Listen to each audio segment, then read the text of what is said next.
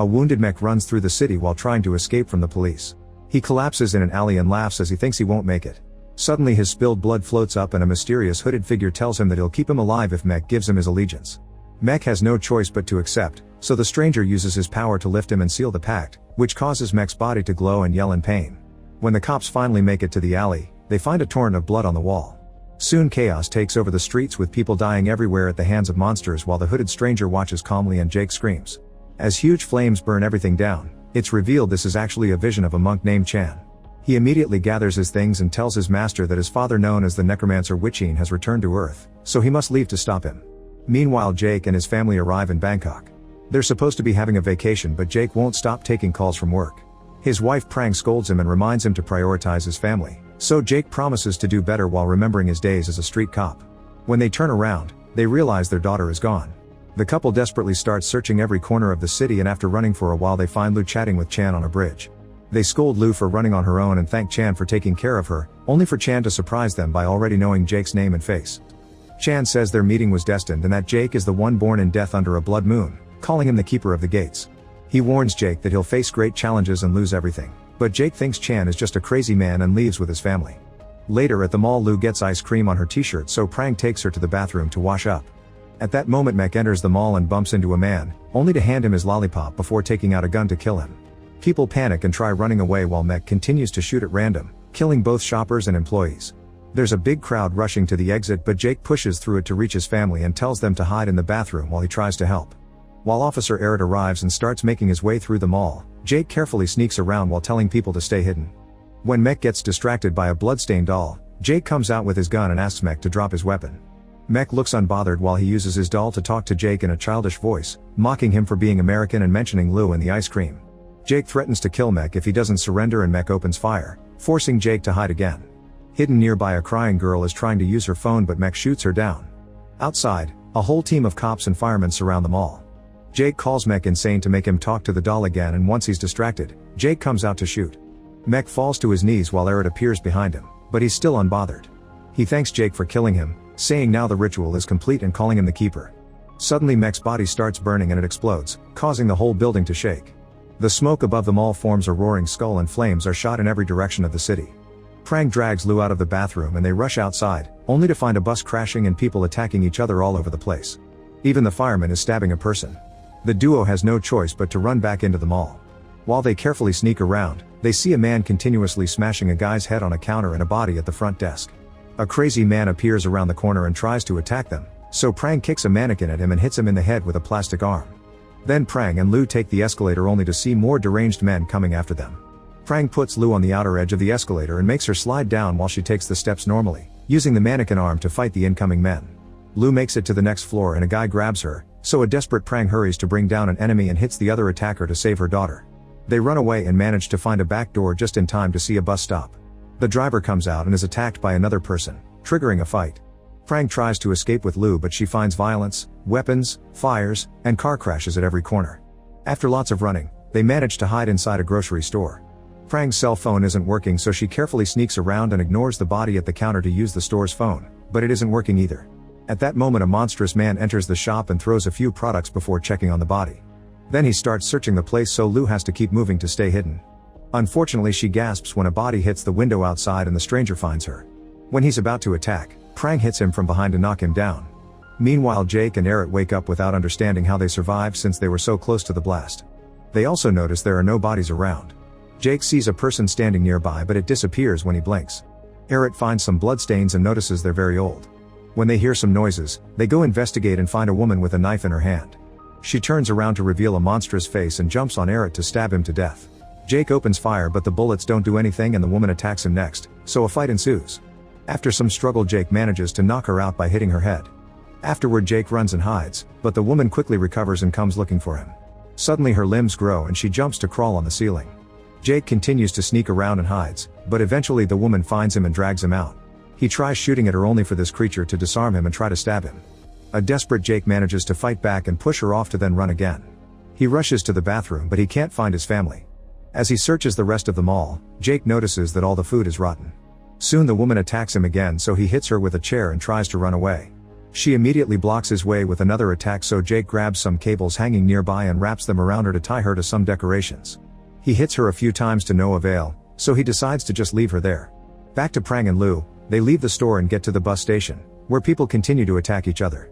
The duo tries sneaking around and a man blocks their path, so they crawl under a bus to avoid him. Lu notices a vehicle with normal people gesturing at them, so they wait for an opening and rush to get in. The driver tells them the bus works, but his keys were dropped outside and nobody dares to retrieve them. Prang runs out and quickly grabs the keys, but when she's about to get back on the bus, two crazy men drag her back.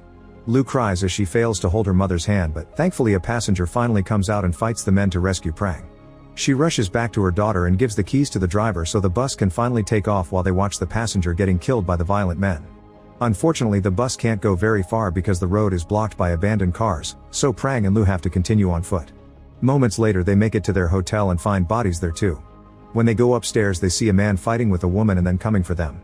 Prang uses a baggage trolley as a shield and pushes the attackers back, knocking them down. Another man appears at the end of the corridor and Prang hits him with a bottle before she and Lu finally find safety in their room. When they look out the window, they see the whole city on fire.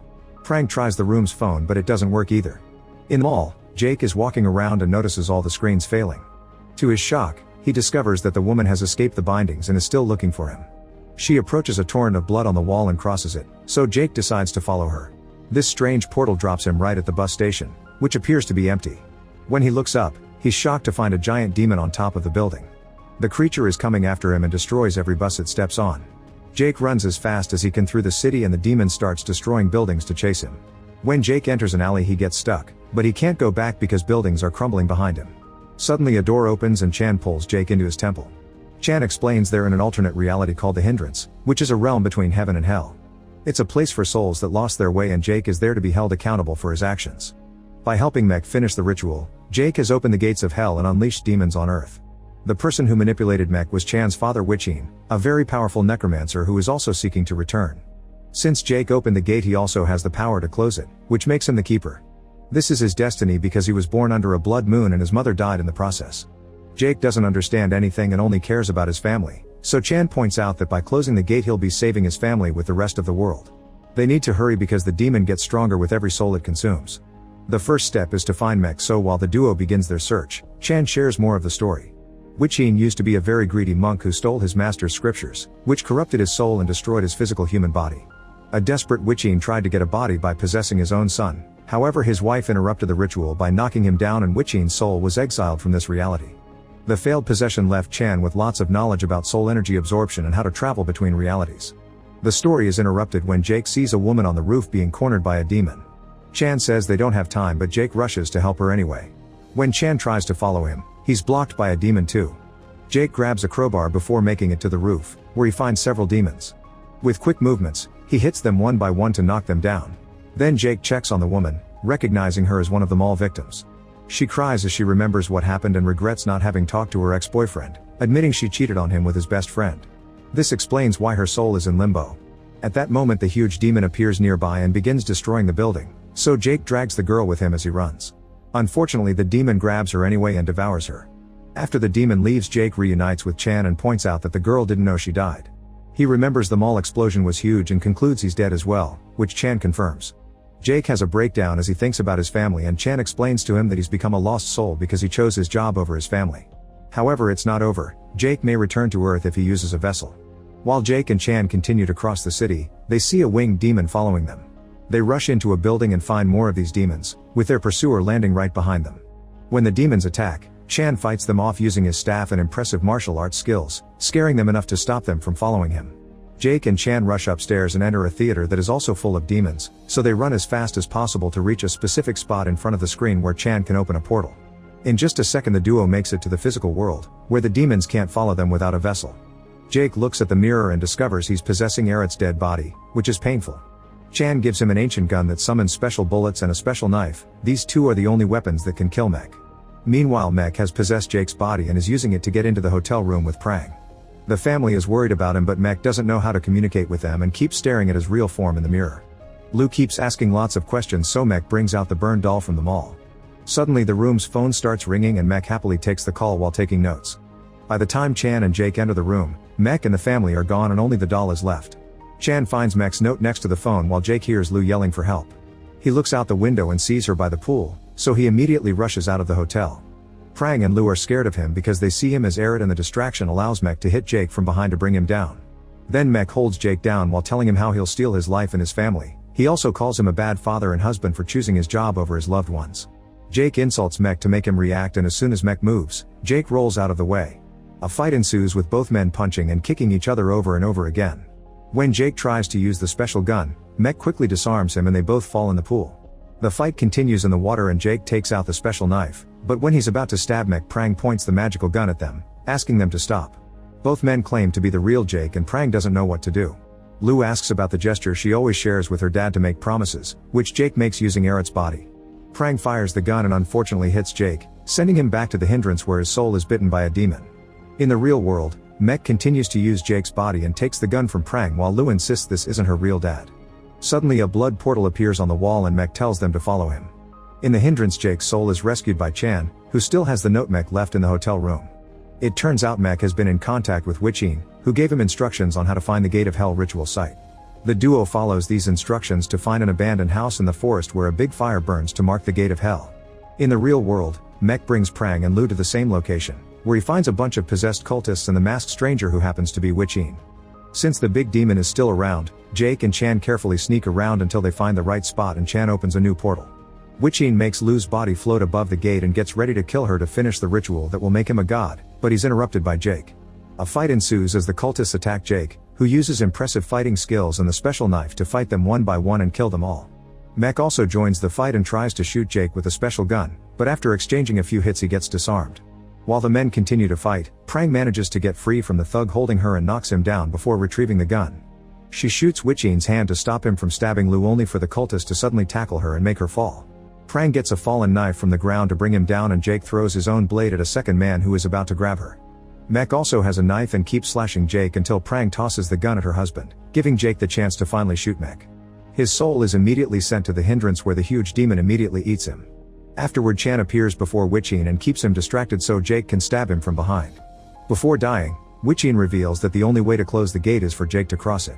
Chan explains he had hoped to find an alternate way, but there isn't one. Accepting his fate, Jake goes to say goodbye to his family and apologizes for not being there for them before. He shares one last hug with them before walking to the fiery gate, which instantly transports him to hell. Jake's body burns when he reaches the gate on the other side, effectively closing it. The physical world goes back to normal and Prang takes Lou to stay at her grandmother's house. Sometime later, a mysterious woman uses her power on the gate.